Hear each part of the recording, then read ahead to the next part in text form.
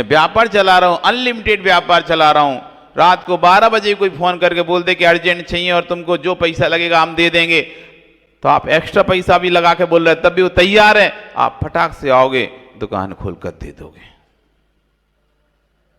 आप ये नहीं कह पाओगे कि नहीं मेरा परिग्रह का परिमाण है, मेरा दुकान का समय का परिमाण है, मैं रात्रि 8 बजे के बाद, रात्रि 7 बजे के बाद अब चाहे कोई भी आ जाए, कितना भी लालच दे, कितना भी लोभ दे, मैं दुकान में व्यापार नहीं करूंगा।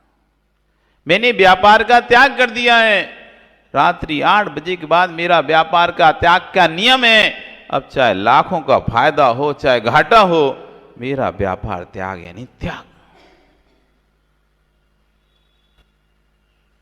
मानते हो भगवान की?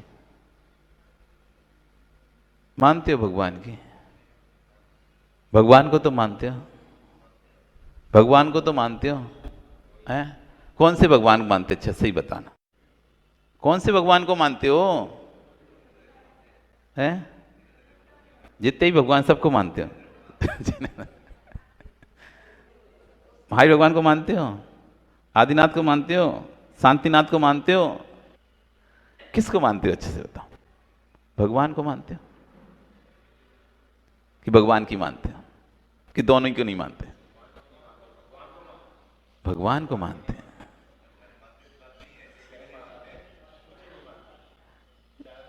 किसकी मानते हो? किसकी मानते हो? किसी की नहीं मानते। तो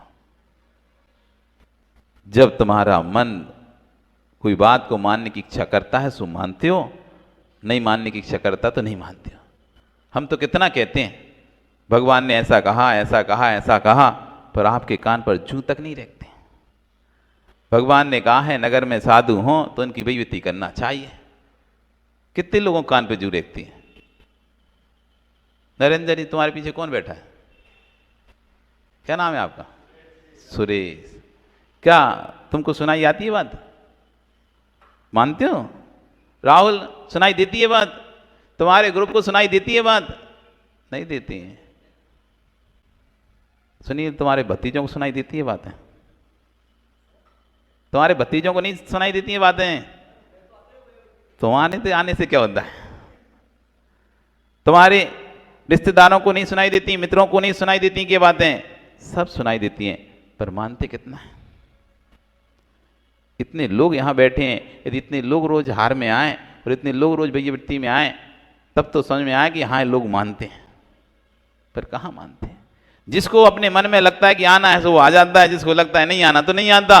कोई किसी की नहीं मानता है, ना आप ना भगवान की मानते हो ना हमारी मानते हो, कोई की नहीं मानते। आप तो अपने मन में जो आपको अच्छा लगता है सो करते हो, नहीं लगता तो नहीं करते हो। कहते भले हो कि हम भगवान की, गुरु की मानते हैं, प्रभु की मानते हैं, घर की मानते हैं, मित्र की मानते हैं, पिता की मानते हैं, माता की मानते हैं, पत्नी, कोई किसी की बातें नहीं मानता। सब अपने अपने मन की बातों में लगे हैं। जिसको जो समझ में आता है कि ये करना चाहिए या इसकी बात मानना चाहिए, इसके अनुसार चलना चाहिए तो उसके अनुसार चलता है, और जिसको लगता है मुझे इसके अनुसार नहीं चलना चाहिए, अब वो सिर पटक के भी रह जाए तो नहीं चलोगे। किसकी मानते हो? भगवान की? ओह, मन में जो आ जाए वैसे। कोई की नहीं मानते महाराज। भगवान भले आप रहें, भगवान ने कुछ भी कहा हो, लेकिन आप करते वही हो जो आपके मन में रहता है। करते वही हम। देवत्व, सल्लत्व, लोकत्व, तीन मूर्ता, देव मूर्ता, लोक मूर्ता, गुरु मूर्ता। देव मूर्ता, लोक मूर्ता, गुरु मूर्ता। कि जो गुरु का स्वरूप नहीं है ऐसे जीवों को गुरु मानकर उनकी सेवा में लगे हुए हैं। जो गुरु का स्वरूप नहीं है ऐसे जीवों को गुरु मानकर उनकी सेवा में लगे हुए हैं। यहां वहां ना जाने कहां कहां से टेकने पहुंच जाते हैं। ये गुरु मूर्त है। फिर कह रहे हैं सल्लत है, 3 सल, माया, मिथ्या, निधान। माया सल, मनसा अन्यत्र, वचसा अन्यत्र, काया अन्यत्र। मन में अलग, वचन में अलग, काय से अलग, 3 प्रक्रिया, 3 उपयोग चल रहे हैं जिसके। मन में कुछ सोच रहा है, वचन से कुछ बोल रहा है और शरीर से कुछ चेष्टाएं कर रहा है। मन सा अन्यत वचसा अन्यत का है, मायाचारी है, ये माया है। और ये अंतरंग में जब तक माया, जैसे कहते हैं ना पैर में अगर कोई कुछ भी चुभ जाए, पैर में चुभ जाए तो अच्छे से चल नहीं पाओगे। पैर में चुभ जाए, भले एक फांस भी चुभ जाए, कांटा भी चुभ जाए, छोटा सा उंगली में, पैर में कहीं भी चुभ जाए तो आपको विकल्प बने रहते हैं, चलने बार बार दर्द होता है, जब तक निकल नहीं जाती तो शांति नहीं मिलती। ऐसी माया जो सल है वो ऐसी चुभती रहती है आत्मा में। कोई आपने किसी से चोरी कर ली है, किसी से आपने झूठ बोल दिया है, हर समय आपके अंदर लगता है ये मेरा झूठ खुल ना जाए, ये मेरी चोरी खुल ना जाए। यदि आपने अपने ग्राहक को ठगा है, आपके अंदर लगा रहते दूसरी दुकान पे ना चला जाए, नहीं तो पता चल जाए हमने से ठगा है। आपने अपने बेटे से, बहू से यदि कोई ऐसा झूठ बोला है, अब आपको लगता है कहीं इनको कोई आके बता ना दे, इनको पता ना चल जाए, तो आप उसको छुपाने में जब जब वो बात चलती है तो आप या तो उस बात को पलट देते हो, बदल देते हो, या धुकधुकी लगी रहती है, अरे कोई बोल ना दे, कोई कह ना दे ऐसी बात। सल्लत है, ये माया सल्ल है जो दूसरों से छुपा कर कार्य करे जाते हैं और फिर अंदर ही अंदर लगा रहता है, अरे पता ना चल जाए, पता ना चल जाए, पता ना चल जाए। सल्लत है माया, मिथ्या, कुदेव कुगुरु कुशास्त्र, इनकी आराधना करते रहना, ये मिथ्या सल है। निदान, अपने तपस्या का फल चिंतन करना कि मेरी तपस्या का फल हो तो मुझे इस तरह की वस्तु प्राप्त हो, मेरी तपस्या का फल हो तो मेरा घर अच्छे चले, भगवान मैंने अच्छी से पूजन की हो तो मेरे घर में खूब धन संपत्ति बढ़े, संतान उत्पत्ति हो, पोती का जन्म हो। इस तरह से कोई भी अपने संयम के बदले में, अपनी तपस्या के बदले में कोई भी वस्तु का चिंतन करना, ये निदान नाम की सल है। निदान दोषत्य, 3 दोष, मन दोष, वचन दोष, काय दोष। मन में बुरे विचारों को रखना, वचन से बुरे विचारों को बचना, काय में बुरे विचार, काय से बुरा करना, ये 3 दोष हैं। 3 दंड, मन दंड, वचन दंड, काय दंड। मन की कुटिल क्रिया, वचन की कुटिल क्रिया, काय की कुटिल क्रिया, ये 3 दंड हैं। 3 गारव, रिद्धि गारव, साध गारव, रस गारव। ये 3 गारव मतलब घमंड, 3 प्रकार का मद। रिद्धि गारव, देखो मेरी कितनी पूछ है, लोग मुझे कितना पूछते हैं, मेरे पास कितना पैसा है, मेरे पास कितना पावर है, मैं चाहूं तो अभी कुछ भी कर सकता हूं, मैं चाहे तो ये कर सकता हूं, मैं चाहे तो वो कर सकता हूं। ये रिद्धि गारव, अपनी पैसे का, अपने धन का, अपनी संपत्ति का, अपनी रिद्धियों का, अपनी सिद्धियों का घमंड होना, ये रिद्धि गारव है। रस गारव, देखो मुझे कितना अच्छा अच्छा खाने मिलता है, 60 रस मिश्रित भोजन मुझे मिलता है, 6 रसों से युक्त भोजन मिलता है, रोज मुझे 56 भोग मिलते हैं, खाना तो मेरे लिए ऐसा मिलता है भैया कोई और को मिलेगा ही नहीं। इस तरह जो रस हैं, 6 रस हैं भोजन के, उन रसों में घमंड करना कि मेरे को देखो कितना अच्छा अच्छा खाने नहीं मिलता है, कोई को तो मिलता ही नहीं इतना, हम तो रोज बाहर अच्छे से खाते, होटल में खाते हैं, ऐसा खाते वैसा खाते, ये घमंड कर रहा है, ये रस गारव। 7 गारव, हमारे तो देखो कितनी सादा है, हमारा तो बेटा भी बहुत अच्छा है, हमारी बहू भी बहुत अच्छी है, हमारे तो पति देव भी हमारी बात मानते हैं और रिश्तेदार भी सब हमारी सुनते हैं। ये ऐसे जो घमंड आ रहा है, ये साता का गारव है कि हमारे घर में तो बहुत साता है, हमारा तो कभी बीमारी आई नहीं, हम देते 1 साल से तो हमारा कोई बीमार नहीं हुआ और हमारे घर में सब अच्छा अच्छा है। ये तुम लोग पता नहीं क्यों बीमार होते रहते हो, हम तो कभी बीमारी नहीं होते, हम तो बहुत अच्छे से रहते हैं, हमारे तो बहुत साता है। ऐसे घमंड आ रहा है अपने साता पे, साता बेचने कर पे, क्या हमेशा हमारे तो कभी दुख होते ही नहीं, हमारे तो घर में कभी लड़ाई होती ही नहीं, हमारे घर में कभी झगड़ा होते ही नहीं है, हमारा घर तो बहुत अच्छा है, बहुत अच्छा है, ऐसा तो भगवान कोई को नहीं मिला है, ऐसा हमको मिला है।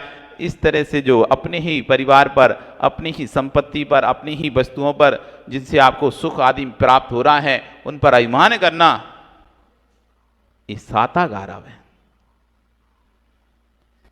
ये 3 गारव, 3 घमंड, 3 मूर्ता, 3 सल, 3 दोष, 3 दंड, 3 गारव। इनसे जो ही योगी परिमुक्त हो जाता है, जो श्रावक परिमुक्त हो जाता है, जो मुनि परिमुक्त हो जाता है, सो वह ही शिव गति पाहणे गो होती, ऐसा जीव ही शिव गति को प्राप्त होता है। अधीन से मुक्त नहीं है तो क्रियाएं कितना भी करता रहे, कितना भी मंदिर आता रहे। अभी दोपहर को 6 डाला क्लास चल रही ऊपर, मिथ्यात्व की वहां पर चर्चा चल रही है। मिथ्यात्व की चर्चा चल रही है कि बाहर भगवान की पूजा करते करते व्यक्ति भी कैसे मिथ्या दृष्टि हो सकता है। जो क्वायतन को मान रहा है तो वो तो मिथ्या दृष्टि है ही, लेकिन जो भगवान को भी मान रहा है, गुरु को भी मान रहा है, वृद्धि भी कर रहा है, उपवास भी कर रहा है, सब कुछ करने के बाद भी मिथ्या दृष्टि कैसे हो सकता है, इस बात की गहरी चर्चा 6 डाला में बताई है। एक एक बात को खोला है कि कैसे कैसे जीव के परिणाम हो रहे हैं, उस समय किन किन परिणामों से मिथ्या दृष्टि होता है। कहाँ ये गलती करता है कि सारी भगवान की पूजा आदि करने के बाद भी, क्रियाएं करने के बाद भी, आहार देने के बाद भी, प्रवचन सुनने के बाद भी, यहाँ तक कि कुदेव कुकुर सास को नहीं मानने के बाद भी किंचित भी इतना आस्था श्रद्धान है, वो दूसरे मंदिर मर जाएगा लेकिन दूसरे के मंदिर पर सिर नहीं झुकाता, इतना श्रद्धान होने के बाद भी मिथ्या दृष्टि है। ये चर्चा चल रही है। फरमाता हूं आपको तो अपने चूल्हा चौका से काम ही फुर्सत ही नहीं है। कभी आपको अपने कल्याण का भाव नहीं आता क्या? आपको नहीं लगता कि मैं भी अपना कल्याण करूं, अपने ज्ञान वर्णी कर्म को क्षय करूं और थोड़ा ज्ञान अर्जन करूं? कब तक दूसरों की मेहनत सेवा करती रहोगी? कभी अपने लिए समय निकालने की आपको फुर्सत नहीं होती कि चलो एक समय तो मैं अपने लिए दूं, चलो कहीं से तो कल्याण मेरा हो। हर जगह से तो स्त्री पर्याय तो कहते हैं उभय कुल वाली होती है, इधर का भी दुख भोगती है और मायके का भी बोलती है, ससुराल का भी दुख भोगती है। मायके में भी कुछ होता है तो रोती है और ससुराल में भी कुछ होता है तो रोती है। इनको पुरुषों को ससुराल से कोई दिक्कत नहीं होती।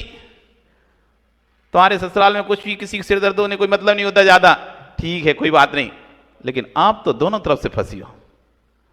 इधर ससुराल में भी कुछ होगा, ये भी घर है, वो पियर है तो वो भी घर ही अभी तक छूटा नहीं है, तो वहां भी कोई को सिर दर्द होता है तो तुम्हें सिर दर्द होता है, और यहां भी किसी को सिर दर्द होता है तो तुम्हें सिर दर्द होता है। ऐसे उभय कुल में आप फंसी हुई हो और दोनों कुलों में कर्म बंद कर रही हो। थोड़ा सा कभी तो विचार करा करो कि कर्म बंद से छूटने का यदि थोड़ा बहुत भी समय मिल रहा है, मौका मिल रहा है, उससे भी आप चूका चौली चौका में, बर्तन पोछा में, दूसरों की सेवा में, टीवी में, मोबाइल में वो निकाल दिया, वो नहीं तो सोने में निकाल दिया। इतना समय तो अपने लिए निकाल सकते हो, इतना समय तो अपने लिए निकाल सकती हो जिससे मेरा कल्याण हो सके। इतनी बात तो सीख ही सकती हो, नहीं तो यहाँ पे पूजा करते करते आपका कोई कल्याण नहीं होने वाला। क्योंकि गहरी चर्चा चल रही है कि पूजा करने वाला भी मिथ्या दृष्टि हो सकता है। ये मत समझना कि भगवान की भक्ति करने से कल्याण हो जाएगा और जल उपल नाव, ऐसा ना हो कि आप जो क्रिया कर रहे हो वो उपल नाव जैसी होगी, आप बैठ गए हमें तो पार होना नदी और आपने ध्यान नहीं दिया, आप पत्थर की नाव में बैठ गए तो वो नाव तो डूब ही रही है और आप बैठे तो आपको भी डुबा ले जाएगी। ये आपकी क्रिया कहीं उपल नाव जैसी ना हो जाए। उपल नाव यानी उपल होता है पत्थर, पत्थर की नाव के जैसी। पत्थर की नाव में बैठकर कभी जैसे तैरा नहीं जा सकता, तैरा नहीं जा सकता, पार नहीं हुआ जा सकता, वो तो उस नाव में यदि आप समुद्र में ले गए बीच में तो डूबना ही डूबना निश्चित है उसका। आपको ही निकलने का अवसर है, आपको ही समझने का अवसर है, क्या पता कौन सी बात है किसको दिमाग में बैठ जाए। क्योंकि हर समय हर बात हमको क्लिक नहीं करती, हर समय हमको हर बात चुभती नहीं है। कोई कोई बात चुभ जाती है। हम गुरुजी के रोज प्रवचन सुनते थे, कोई फर्क नहीं, ऐसा चलता ही रहता, प्रवचन सुनते जैसे आप सुनते बैठ के हम सुनते रहते थे। लेकिन एक बार उन्होंने ऐसी बात बोली, हमको तो लगा भैया आज की बात ऐसा नहीं करना बने था। उन्होंने जब नमक की व्याख्या कर रहे थे, समुद्री नमक की, कि देखो ये समुद्री नमक जो खाते हैं वो तो मांस ही खाते हैं, बिल्कुल मांस का पिंडी खाते हैं। इस समुद्र से क्यारियों में पानी आता है, उनके साथ अनेक मछली, केकड़े, अनेक जलचर जीव उस क्यारी में भर जाते हैं। जिन क्यारियों में नमक बनता है उसमें समुद्र का खारा पानी आगे भरा जाता है। लहर से जोर से लहर आती है, उस लहर के माध्यम से पानी क्यारियों में, बड़ी बड़ी क्यारी बनी है गहरी गहरी, उन क्यारियों में पानी आकर बढ़ जाता है और स्टॉप रुक जाता है। उस पानी के साथ कई मछलियां, कई केकड़े, कई जलचर प्राणी भी उसी क्यारी में रुक जाते हैं, रिटर्न नहीं होते, वापस नहीं जाते। शंख, सीप, केकड़े, मछलियां और भी अनेक जलचर, भिन्न भिन्न प्रकार के प्राणी सब उसी में जाकर रुक जाते हैं। पानी धीरे धीरे सूखता है, सूख कर खारे नमक के रूप में परिवर्तित होता है और वे जीव जलचर जंतु भी उसी में सूख कर मर जाते हैं। और थोड़ा समय निकलता है उसी में, और वो सारे जलचर प्राणियों की हड्डियां, सब मांस, चमड़ी सब गल जाती है और उसी में मिक्स हो जाती है। वो जेसीबी मशीन आती है, सबको भरती है, ऐसे हाथ से तो ना छान रही है कि को सबको भरती है और वो मशीन में कंटेनर में डालती है और कंटेनर सीधा कंपनी में जाता है, वो मशीन में डलता है, सुर्र पिसा के सब आईडी नमक खाओ, आईडी नमक खाओ, आईडी नमक, वो सब मांस के पिंड को आप खा जाते हो। भैया हमने सुना तो हमारा तो कलेजा फट गया, अपन तो नहीं खाएंगे, और उस दिन से हमने त्याग कर दिया।